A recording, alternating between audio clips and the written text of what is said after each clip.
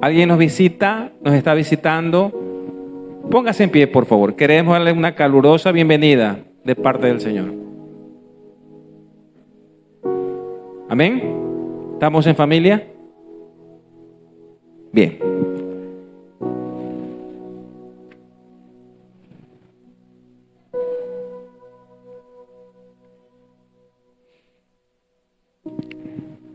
El tema de esta mañana, mis hermanos,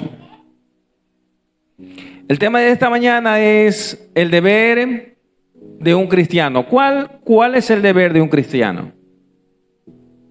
Quizás nos hemos puesto a pensar, ¿qué deber tengo yo como cristiano? Y si usted ya ha aceptado a Cristo como Señor y Salvador de su vida, ¿qué hace después? ¿Continúa con su vida como si nada hubiera pasado? ¿Debería así el cristiano nacido de nuevo vivir, continuar como que si nada ha pasado en su vida? Muchas personas tienen estas preguntas después de que son salvos, pero la mayoría de ellas se pueden resumir en esta pregunta: ¿cuál es mi deber como cristiano? ¿Verdad? ¿Cuál es mi deber como un cristiano, como un hijo de Dios? Y esa es la pregunta que buscamos responder hoy, en esta mañana. Vayamos a aquel texto muy conocido en la palabra de Dios, en 2 Corintios capítulo 5, verso 17. 2 Corintios capítulo 5, versículo 17. Dice así la palabra de nuestro Dios: de modo que si alguno está en Cristo, nueva criatura es. Las cosas que, las cosas viejas pasaron. He aquí, todas son hechas nuevas. Amén. Cuando el Señor dice aquí, todas son hechas nuevas, quiere decir que todo es nuevo, ¿verdad? Parece unas palabras de ciencia ficción, pero cuando el Señor viene al corazón, Él lo hace nuevo. A partir de este versículo, mis hermanos, podemos ver que la vida de un cristiano no se supone que quede sin cambios después de haber obtenido la salvación en Cristo. La Escritura enseña que todo ha cambiado. Todo. La persona comienza a ser una nueva criatura, nueva en Cristo Jesús. La persona es una nueva creación, ¿no? Antes mentía, en Cristo ya no miente.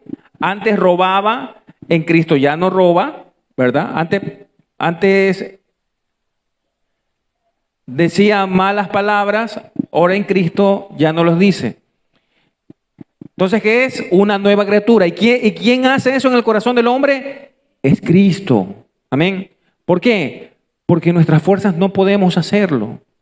Es Cristo quien obra eso en el corazón del hombre y lo hace una nueva creación, un nuevo hombre, una nueva mujer, nacido de nuevo. Amén. El versículo 15, miren el versículo 15 del mismo 2 Corintios, dice, nos da la razón del porqué, y dice, por todos Jesús murió, para que los que viven ya no vivan para sí, sino para aquel que murió y resucitó por ellos. Y la pregunta es, ¿para quién usted vive? ¿Para usted mismo? Usted debe de vivir para Cristo. Amén. Estábamos muertos antes de que Cristo nos salvara, ¿sí sabía? Éramos muertos vivientes, ¿sí?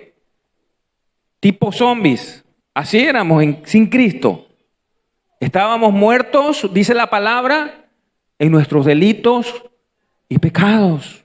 Muertos. Amén. Entonces estamos muertos antes de que Cristo nos salvara. Pero cuando Él nos salvó, cuando Cristo vino al corazón, cuando Cristo cambió nuestras vidas, cuando Cristo nos transformó, cuando Él tuvo que quebrantar nuestro corazón, ¿verdad? ¿Qué sucedió? Pasamos del estado de muerte al estado de la vida. Y es como que se abren los ojos y dices, ajá, así ha sido. Antes estaba muerto y hoy vivo. Y Dios nos dio esta nueva vida y es justo que la vivamos para Él, para aquel que murió por nosotros. Sin embargo, mis hermanos, Dios no nos obliga a vivir nuestra vida para Él. Él jamás nos obliga. Él no nos pone un arma y nos dice, quiero que vivas tu vida para mí. No. Podemos elegir vivir persiguiendo nuestros propios deseos. Pero al hacer esto va a significar que nos perderemos el verdadero gozo que trae el vivir para Cristo. Entonces, ¿necesito hacer buenas obras para mantener la salvación? Es la pregunta. Déjeme decirle que no, absolutamente no. Veamos lo que dice Efesios capítulo 2, versos 8 y 9. Efesios capítulo 2, versos 8 y 9 dice así la palabra de Dios. Porque por gracia sois salvos por medio de la fe. Y esto no de vosotros, pues es don de Dios, no por obras, para que nadie se gloríe. ¿No? Entonces miren, para ser salvos es por medio de ¿qué? De la fe. ¿Y qué es la fe? La fe es la certeza de lo que se espera, la convicción de lo que no vemos. Eso se llama fe. Y dice la palabra aquí en el mismo Efesios 2, y esto no de vosotros, pues es un don de Dios. La fe viene de Dios, no la fabricamos nosotros. La fe viene de Dios. Es un don que Dios nos da. Y no es por obras. Nadie se salva por obras. Dice la palabra que todas nuestras obras son como trapos de inmundicia delante de su presencia. Entonces, el hombre no puede salvarse por obras porque es muy bueno o porque es muy ayudador o porque le gusta hacer grandes cosas a la humanidad. Nadie se salva por obras. No digo que no sea bueno hacer esas cosas. Es bueno ayudar al prójimo. Pero la salvación eterna solamente la obtenemos por medio de Cristo.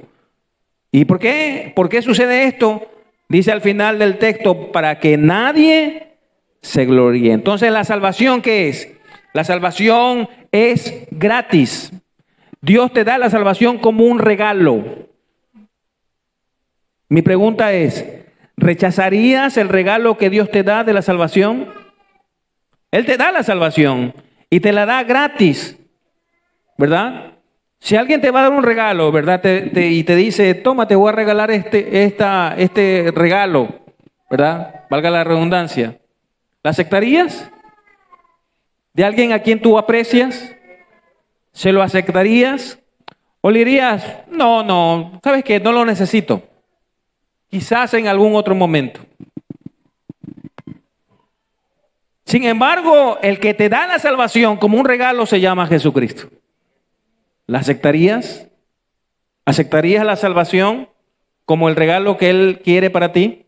Porque la salvación es un regalo. Entonces, ¿por qué tendríamos que hacer algo para mantener la salvación? Jesús declara esto, mis hermanos. Veamos en San Juan capítulo 10, versículo 29. Dice así la palabra de nuestro Dios. Mi Padre que me las dio es mayor que todos, y nadie las puede arrebatar de la mano de mi Padre, dice el Señor Jesús. Ahora, aquí dice que nadie puede arrebatarnos de la mano de Dios, de la mano del Padre. Nadie. Ni yo puedo arrebatarlo a usted de la mano de Dios, ni usted mismo puede arrebatarse de la mano de Dios. ni el tipo que vive en la esquina de su barrio no puede arrebatarlo a usted de las manos de Dios. Y definitivamente ni Satanás puede a usted arrebatarlo de la mano de Dios. Entonces, una vez que hayamos obtenido la salvación a través de Jesucristo, ¿qué sucede? La gracia de Dios, la gracia, el peso de la gracia de Dios nos mantendrá seguros en los brazos de Dios. Amén. Entonces, ninguna cantidad de pecado o de apostasía puede ni siquiera acercarse a dominar la gracia que nuestro Dios infinito nos ha dado. Sin embargo, mis hermanos, debemos hacer un esfuerzo para hacer buenas obras. La salvación no es por obras, pero sin embargo, debemos hacer esfuerzos para hacer buenas obras. Ya que eso, ¿qué va a hacer las buenas obras? Va a traer la gloria a Dios y también nos dará alegría y satisfacción personal, el hacer buenas obras. Pero nuestra pregunta aún no ha sido contestada. Cuando alguien es salvo, ¿qué hace después? ¿Qué hago después después de haber obtenido salvación? Y las escrituras son claras acerca de lo que debemos hacer después de la salvación. Veamos qué nos dice Mateo capítulo 28, 19, el Evangelio de Mateo capítulo 28, verso 19. El Señor Jesús nos instruye y nos dice qué debemos de hacer después de la salvación. Miren, dice, por tanto, dijo el Señor Jesús, id y haced discípulos a todas las naciones, bautizándolos en el nombre del Padre, del Hijo y de su Santo Espíritu. Entonces, aquí Jesús le dice a los que enseñan el Evangelio que bauticen a los que han sido hechos discípulos, aquellos que recibieron su palabra. Entonces podemos ver esto puesto en acción más adelante. Veamos qué sucedió más adelante en el libro de los Hechos capítulo 2, verso 41. Hechos capítulo 2, verso 41 dice, así que los que recibieron su palabra, ¿qué pasó con los que recibieron su palabra? Fueron bautizados. Amén. Entonces, todo aquel que recibe la palabra de Dios y viene Cristo al corazón, debe ser ¿qué? Bautizados. Y dice más adelante en el texto del verso 41, y se añadieron aquel día como 3,000 personas. De esto, mis hermanos, podemos ver que los que se agregan a la iglesia a través de la salvación, ¿qué se les hace? Se los bautiza. La inmersión, mis hermanos, del creyente en el agua representa la muerte y el entierro de Cristo. Así como Cristo murió y fue sepultado, de la misma manera el creyente muere de una forma simbólica. Asimismo, al sumergirse en el agua y su viejo hombre pecador he dejado allí para que nunca más se levante. Amén. Entonces, al salir del agua representa la resurrección de Cristo en nosotros. Así como Cristo resucitó de la tumba con nueva vida, de la misma manera el creyente también es resucitado. ¿Para qué? Para caminar en una nueva vida. Amén. Entonces, ¿estamos caminando qué? En nueva vida, ¿verdad? Sin embargo, por ahí hay algunos que continúan viviendo en su vieja vida. Entonces, debemos hacer morir aquel viejo hombre y vivir en la nueva vida que Cristo nos ha dado. Su muerte se convierte en vida, un nuevo comienzo, y verdaderamente aquella persona va a vivir por primera vez para Cristo, va a vivir por primera vez en Cristo. El bautismo, mis hermanos, entonces, es un momento muy emocionante para un creyente. Es un momento muy precioso para un creyente. Una bella experiencia, y es la imagen de lo que Cristo ha hecho por nosotros, ¿verdad? Morir y al salir del agua resucitar y confesar públicamente al mundo. Cuando hablo de mundo, hablo al mundo espiritual, al mundo invisible y al mundo físico, de que nosotros hemos muerto para el mundo y vivimos una nueva vida en Cristo Jesús. Ahora, la pregunta es, ¿cómo se comienza a vivir como una nueva creación? Porque somos nueva creación, amén. Somos nueva creación, somos nuevas criaturas en Cristo Jesús. Ahora, ¿cómo empezamos a cumplir nuestro deber como creyentes, como cristianos? La Biblia dice que debemos estar continuamente acercándonos más a la imagen de Dios. Veamos lo que nos dice Romanos, mis hermanos, capítulo 8, verso 29. Romanos, capítulo 8, verso 29, dice la palabra de Dios a través del apóstol Pablo, hablando a la iglesia de Roma, le dijo, porque a los que antes conoció, también los predestinó para que fuesen hechos conforme a la imagen de su Hijo. ¿Cómo dice el Señor que tenemos que ser? Conforme a la imagen de su Hijo, para que Él, o sea, Cristo, sea el primogénito. ¿Qué quiere decir primogénito? El primero entre muchos hermanos. Entonces, hay un buen resumen también de nuestro deber para con Dios. Veamos Miqueas, Antiguo Testamento, capítulo 6, Miqueas capítulo 6, verso 8. Dice así Miqueas capítulo 6, verso 8, oh hombre, Él te ha declarado lo que es bueno. ¿Y qué pide Jehová de ti? Solamente, ¿qué pide Jehová de ti? Hacer justicia, amar misericordia, perdón, y humillarte ante tu Dios. Esas tres cosas pide Jehová de ti. Y de esto podemos ver que Dios desea tres cosas de sus seguidores. Primero, hacer justicia. Segundo, amar misericordia. Tercero, humillarte o ser humilde ante tu Dios. Y vamos a ver lo primero. Observemos el hacer justicia. La palabra hebrea aquí de justicia es mishpat, que en este verso se usa para decir que Dios quiere que hagas justicia. Aquí en este verso quiere decir que Dios quiere que hagas lo correcto. ¿Sí? Hacer justicia aquí quiere decir que Dios quiere que hagas lo correcto. La idea básica de la palabra hebrea para una persona justa es alguien que arregla las cosas. Eso se llama justicia aquí en este texto. Alguien que arregla las cosas. ¿Lo hiciste mal? Vuélvelo a hacerlo, pero ahora sí bien. Y que se relaciona directamente con la palabra mishpat. Mishpat es el proceso de arreglar las cosas.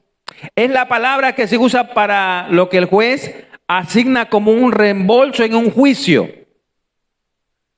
Por ejemplo, en la ley judía, si un hombre mataba un buey, por accidente mataba el buey de su vecino, ¿no?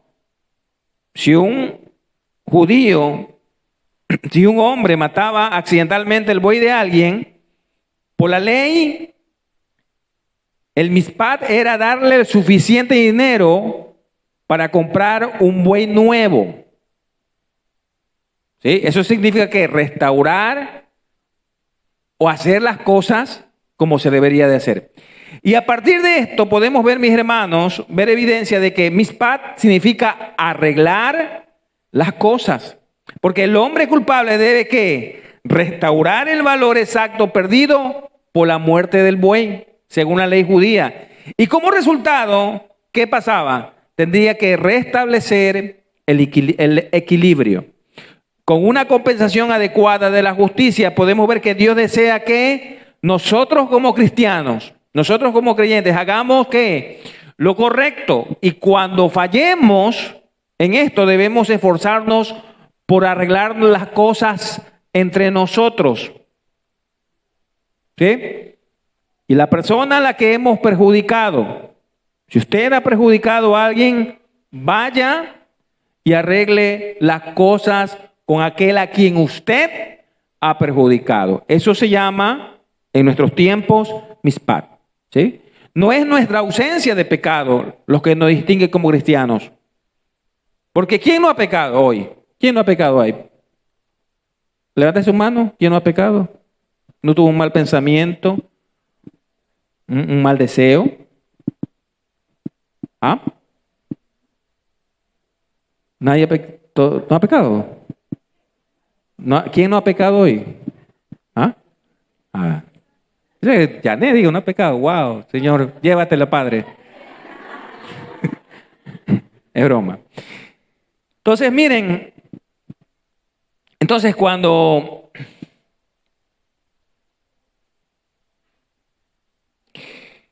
no es la ausencia de pecado lo que nos distingue como cristianos. No, el hecho de ser cristiano no significa que somos, ¿verdad?, santurrones, como se dice vulgarmente. ¿Por qué? Porque sí pecamos. No practicamos el pecado, ojo, no practicamos el pecado, ya no adulteramos, ya no fornicamos, ya no insultamos y todo ese tipo de pecado que existe, todas las obras de la carne, pero sí a veces por ahí se nos viene un mal pensamiento, por ahí se nos sale una palabra, ¿verdad? Entonces, ¿qué podemos hacer? Dice la palabra, abogado tenemos para con el Padre al justo. Debemos ir y perdonar, pedir perdón al Señor por nuestro pecado, porque tenemos abogado delante del Padre. Entonces, no es cuestión, mis hermanos, de que la ausencia de pecado nos distinga como cristianos, no. Sino que, ¿cómo respondemos cuando pecamos? Cuando usted peca, dice, bueno, pequé, y se acabó. Corra al trono de la gracia de Dios y pídale perdón, Señor, perdóname. No, o como dice el chavo, se me chispoteó, Señor, ¿verdad? Entonces, pídale perdón al Señor por su pecado. Vaya al trono de la gracia, pídale perdón, Señor, se me fue. Pero cuidado, va, adultera o fornica, y dice, Señor, pequé. ¿Cómo es eso? Si antes de subir al hotel o de acostarte con alguien, te puedes retractar y decir, no, eso es pecado delante de Dios, ¿verdad? O como dicen vulgarmente, no, fue el enemigo que me tentó y no pude soportar. Mentira, no nos engañemos. Dios no puede ser burlado, dice la palabra. Todo lo que el hombre segare, todo lo que el hombre sembrare, eso también va a segar un día. Entonces, ¿cómo respondemos cuando pecamos? Como dice las Escrituras, porque si 7 veces cae el justo, 7 veces se va a volver a levantar. Amén. Parte de este levantamiento es arreglar las cosas. Siempre debemos intentar tratar a las personas de manera justa, de manera correcta. Entonces, cuando nos damos cuenta de que hemos hecho un desastre, y usted se da cuenta y usted sabe que ha hecho mal, uno sabe cuando ha hecho mal, ¿verdad? Nuestra primera respuesta como creyentes, como cristianos, debe ser de arreglar las cosas. Y si nos toca pedir perdón, y si nos toca pedir disculpas, hágalo, no sea orgulloso o orgullosa, ¿verdad? Porque es parte de nuestro deber como cristianos el arreglar las cosas y recomponer el equilibrio de la manera en que podamos hacerlo. En segundo lugar, debemos hacer ¿qué? ¿Qué dice el Señor? Hacer justicia, luego ¿qué? Hacer misericordia. Y esto es bastante sencillo, mis hermanos. Dios quiere que seamos rápidos para dar misericordia, para perdonar, en lugar de ser rápidos para condenar. ¿Qué hacemos cuando nos cuenta de alguien? ¿Ah? Ay, pecó, cayó, o lo vi, ¿verdad? Lo vi haciendo esto o aquello, o subió un TikTok y, ¿verdad?, estaba haciendo lo que no debería haber hecho. ¿Qué hacemos nosotros primero? Condenarlo. y hasta lo mandamos al infierno, como que si fuéramos Dios, ¿verdad? Pero sin embargo, ¿qué nos dice el Señor? Que aprendamos a hacer misericordia, ¿no? Misericordia. Aprendamos a ser misericordiosos, perdonar en lugar de ser rápidos para condenar. Como cristianos no debemos apresurarnos a estar llenos de rabia, ¿verdad? ¿Qué hacemos lo primero? Cuando nos cuenta alguien que alguien ha dicho algo de nosotros, enseguida aquí viene nuestro corazón rabia, enojo, ira, ¿verdad? ¿Verdad? Eso dijo de mí. Entonces, ¿qué viene del corazón primero? Rabia. Entonces, ¿qué queremos hacer? Sin investigar, vengarnos, ¿verdad? ¿Y qué somos ahí? Juiciosos con los demás, emitimos juicio, sin primeramente averiguar si en realidad las cosas se dieron como me contaron. Entonces, la ira y la venganza, mis hermanos, son dos cosas que la mayoría de los cristianos se dan cuenta de que no deberían hacer. Pero juzgar, por otro lado, es una de las cosas que a menudo olvidamos y juzgamos a la ligera. Veamos lo que nos dice San Juan, capítulo 12, versos 47 y 48. San Juan, capítulo 12, versos 47 y 48. El Señor Jesús dice: al que oye mis palabras y no las guarda, yo no lo juzgo, porque no he venido a juzgar al mundo, sino que a salvar al mundo. El que me rechaza y no recibe mis palabras, tiene quien le juzgue la palabra que he hablado. Ella le juzgará en el día postrero. Entonces, mis hermanos, aquí podemos ver que ni siquiera el Señor Jesús vino a juzgar al mundo. Amén. Él no vino a juzgar al mundo, sino que Él dejó el juicio en su lugar apropiado. ¿Para cuándo? Para los últimos tiempos. Él vino, ¿qué? A salvar al mundo, no a juzgarlo. Entonces, de la misma manera, nosotros debemos imitar a Cristo y hacer un esfuerzo para evitar juzgar a los demás. ¿O quién te ha levantado como juez para juzgar a los demás? Debemos entender, mis hermanos, y darnos cuenta de que nosotros también fallamos o no fallamos. ¿Ah? ¿O usted es perfecto? Avíseme si es perfecto, para que suba delante de la presencia del Señor ya. No somos perfectos, fallamos, tenemos errores, cometemos errores. Entonces, no estamos a la altura de los estándares de Dios. En lugar de emitir un juicio, debemos elegir animar amablemente a otros cristianos a través del amor a seguir al Señor. Y ser cuidadosos de presentar a Cristo a los que no son salvos de una manera que represente el amor de Cristo por ellos. Por último, mis hermanos, tenemos que caminar, dice la palabra, caminar humildemente delante de Dios. ¿Sí? Tito, en la carta de Tito, del apóstol Pablo a Tito, realmente resume esta situación cuando enseña al creyente cómo se debe caminar humildemente con Dios. Miren lo que dice en el capítulo 3 de Tito, dice de la siguiente manera, capítulo 3 de Tito, dice: recuérdales, le dice el apóstol Pablo a Tito, que se sujeten a los gobernantes y a las autoridades, que obedezcan, que estén dispuestos a toda buena obra, que a nadie difamen. ¿A quién habla esto? A los creyentes. Que a nadie difamen, que no sean pendencieros, sino amables, mostrando toda mansedumbre para con todos los hombres, porque nosotros también éramos en otro tiempo insensatos, o sea, tontos, rebeldes, extraviados, esclavos de concupiscencia y deleites diversos, viviendo en malicia y envidia, aborrecibles y aborrecedores unos de otros. Pero cuando se manifestó la bondad de Dios, nuestro Salvador, y su amor para con los hombres, ¿qué hizo Él? nos salvó, no por obra de justicia que nosotros hubiéramos hecho, sino por su misericordia, por el lavamiento de la regeneración y por la renovación en el Espíritu Santo, el cual, ¿qué hizo? Derramó en nosotros abundantemente por medio de Cristo nuestro Salvador. Entonces, pensemos, mis hermanos, muchas veces, o pensamos muchas veces que somos buenos, ¿verdad? Así muchas veces, yo soy bueno, yo no le hago mal a nadie.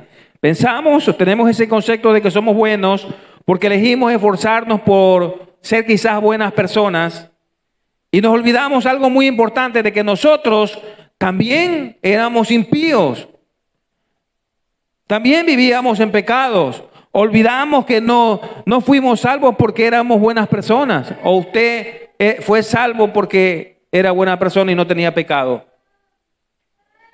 Fuimos salvos porque Dios fue bueno con nosotros, ¿verdad? Esa alabanza preciosa que cantábamos, Él es bueno, Dios es bueno.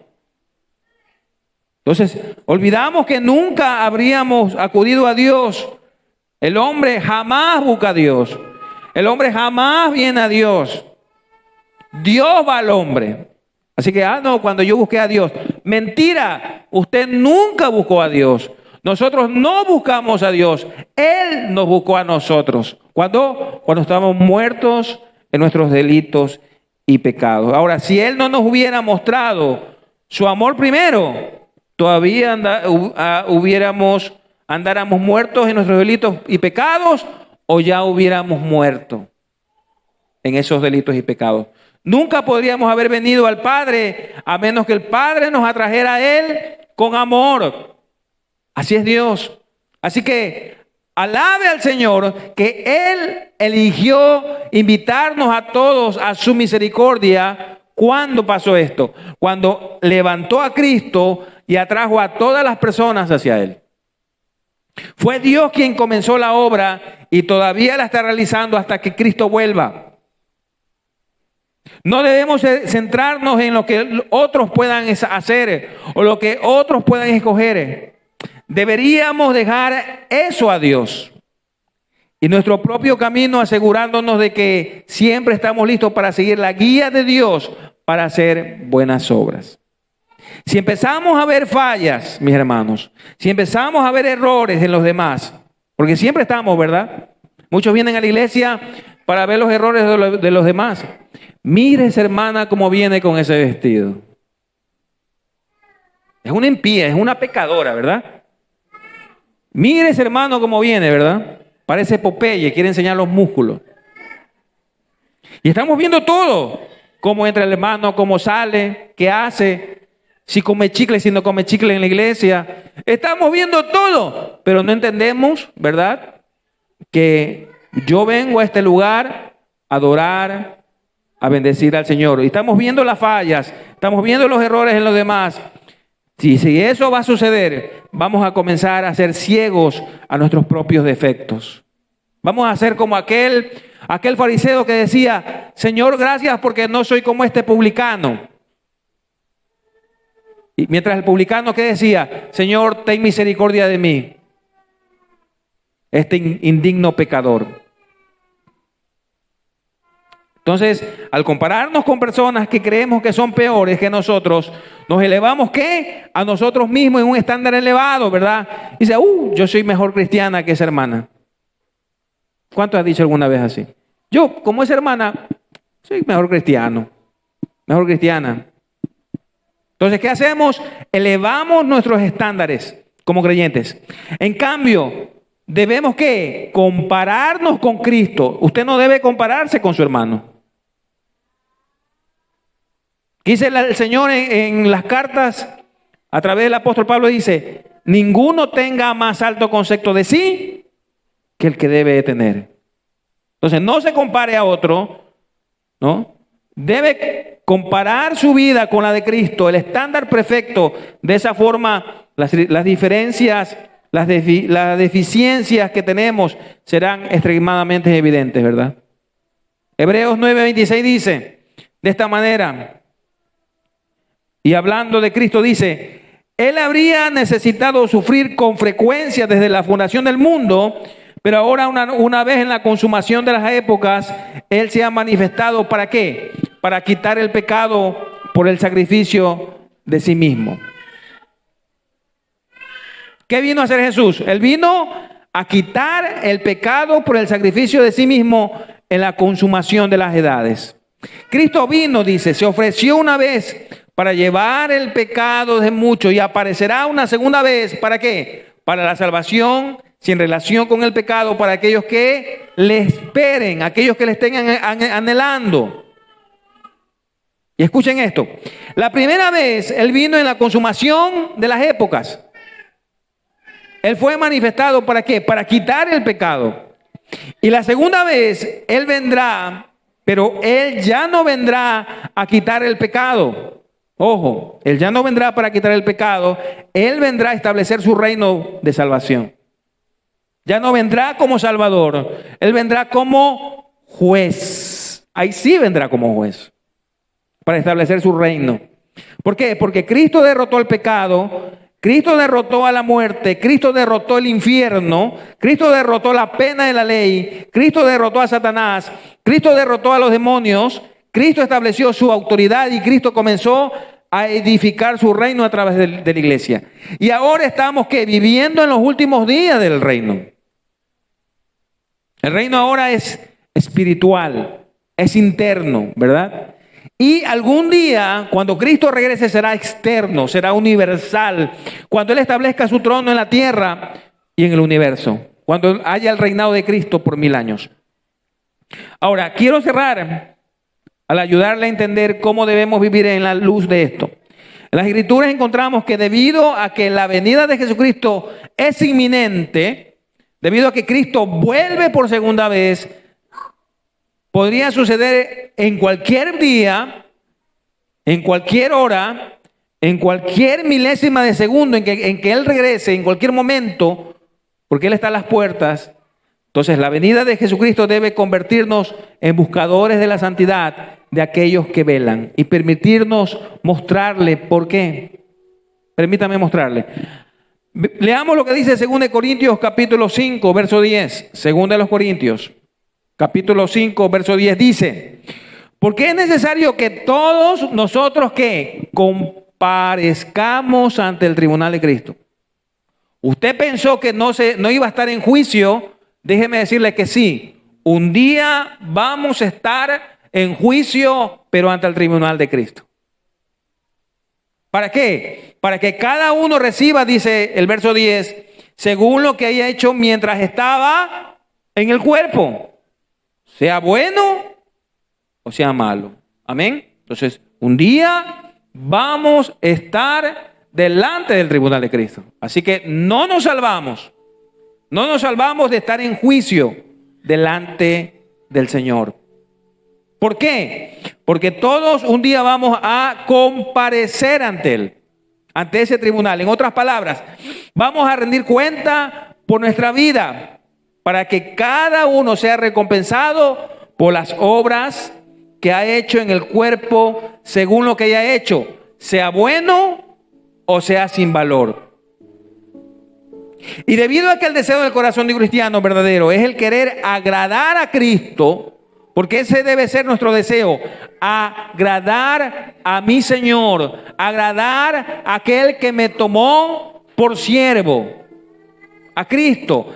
Él tiene que vivir, el cristiano tiene que vivir a la luz del hecho de que algún día, y ténganlo eso en su mente y en su corazón, un día se le va a revelar a qué grado lo que Él hizo agradó a Cristo. Si somos cristianos verdaderos, debemos estar cansados del pecado de este mundo y anhelar un lugar justo. Y veamos esto con la palabra. Veamos 1 Juan capítulo 3, verso 2. 1 Juan capítulo 3, versículo 2 dice: amados, dice el apóstol Juan a la iglesia, amados, ahora somos hijos de Dios. Todavía no se ha manifestado lo que seremos, pero sabemos que cuando Él se manifieste, o sea Cristo, seremos como Él, porque le veremos tal y como Él es. Esto es precioso, pero a la vez también es muy serio, porque un día vamos a verle. Ese es el clamor de nuestro corazón, ser como Él es. Si usted quiere ser como Él es, y usted sabe que va a ser como Él, y sabe que usted va un día a verlo, usted debe querer ser puro. Porque dice la palabra, nada inmundo estará delante de su presencia. 1 de Juan, capítulo 2, verso 28, dice: queremos estar delante de Él cuando Él aparezca con confianza. ¿Para qué? Para no alejarnos con vergüenza, avergonzados. Porque muchos, cuando estén delante de Él, nos vamos o se van a alejar de Él avergonzados. Debemos vivir de tal manera que un día podamos ver a Cristo con un corazón gozoso, lleno de confianza. Y como dice la alabanza, ¿se acuerdan de esa alabanza? Que dice: ver a mi amado y danzar como dos enamorados. Y no con vergüenza. Si realmente esperamos su venida, como Pablo le escribió a Timoteo, y si amamos su manifestación, entonces buscaremos ser, ¿qué? Puros, así como Él es puro, para que nuestras vidas estén bien delante de Dios. Cierro con esto. Veamos lo que nos dice Lucas, capítulo 12, versos del 35 al 40. Jesús enseña aquí algo muy importante. Lucas, capítulo 12, versos del 35 al 40, dice: el Señor Jesús dice estas palabras: estén ceñidos vuestros lomos y vuestras lámparas encendidas.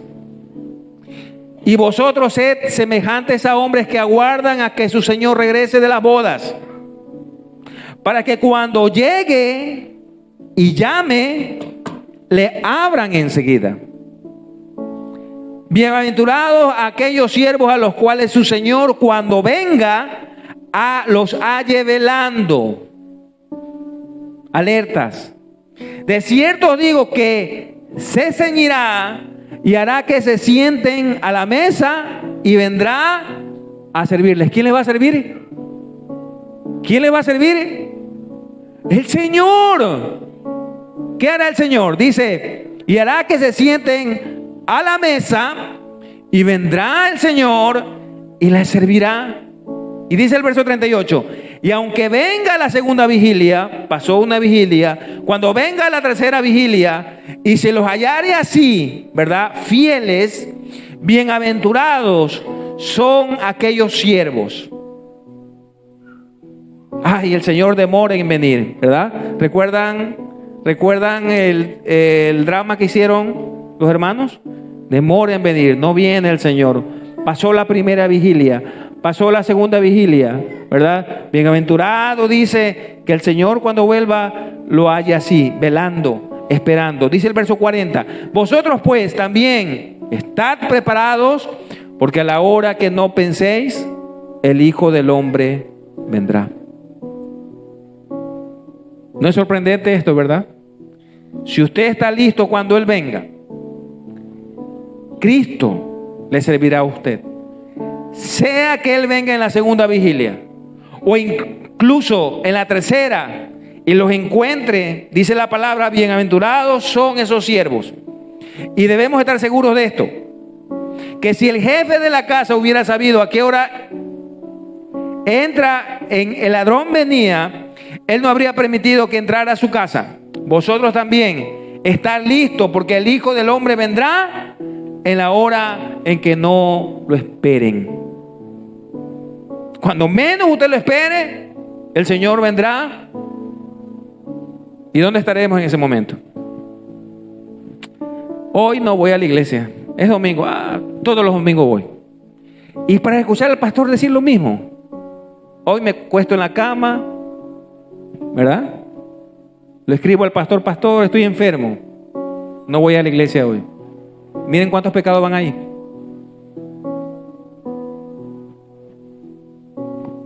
El Señor viene en ese día. ¿Te vas con él? Te quedas por infiel, por mentiroso. Y esta es una advertencia para el mundo. La última palabra es una advertencia para el mundo no regenerado. Es una advertencia para los religiosos falsos. Pero yo creo que habla de manera directa también a aquellos que nosotros que somos creyentes. ¿Dónde estaremos cuando el Señor venga? ¿Estaremos viendo una película que no debemos estar viendo? ¿Usted cree que se va? ¿Estaremos compartiendo con los amigos del trabajo? Mientras ellos toman, usted dice, no, yo no tomo, pero está allí. ¿Usted cree que se va? Debemos estar listos, porque no sabemos en qué momento vendrá nuestro Señor. Más el fin de todas las cosas se acerca. Más cerca que jamás lo ha estado. El Señor está a las puertas. Y este es un incentivo para vivir una vida santa. Porque dice la palabra, estad en paz con todos, en cuanto dependa de vosotros. Porque sin santidad nadie verá al Señor. ¿Usted cree que va a estar en paz cuando le tuerce al hermano o no lo saluda y se hace loco o la loca y no se le va por la tangente? Eso es estar en paz. ¿Usted cree que se va en esa condición? No, suena la trompeta y usted se queda. Señor, ¿por qué me dejaste? No estabas lista.